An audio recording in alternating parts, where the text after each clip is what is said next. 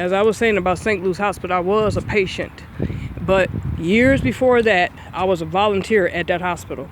That is the only part of what's left of St. Luke's Hospital, is that building there is supposed to be a medical clinic. Now, do you see any signs of anybody going in there? Okay. They used to have little signs up and there is still a sign up there, but it's not for people in this area. You know, you want to go into the Metro Health Clinic. But going back to St. Luke's Hospital, that's St. Luke's Manor, I was a volunteer there first, and then I was a patient. I was 26 years old, and I had a tumor on my parathyroid gland that like to kill me at 26 years old. I was admitted through Kaiser, and I was in that hospital for about 2.5 weeks. I was transported to Kaiser in Parma, Ohio, where I had the tumor on my parathyroid gland removed at 26 years old.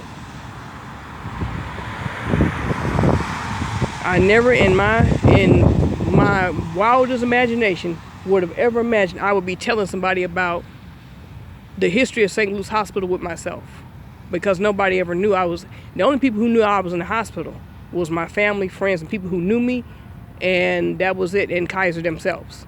Otherwise than that, yes, I was actual volunteer, and I was a patient there briefly. And my brother, he was a patient in that hospital in 1994. He had some grand mal seizures because he was dropping medications, and one of those medications, because he was mentally challenged, handicapped, disabled.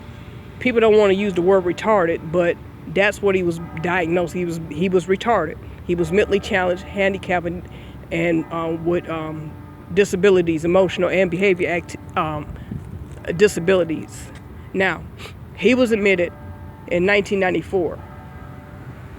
He had to be taken to the emergency room, and one of the medications that, my brother was on so many pills that one of those pills that caused him to have those seizures was one of the pills that he dropped on the floor, and he wouldn't tell my mother that he dropped a pill on the floor.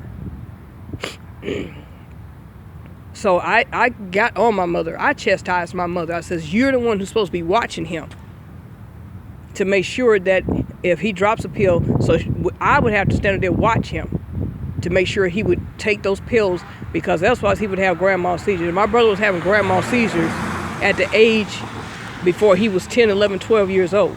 So in 1994, my brother was, I was in my 30s.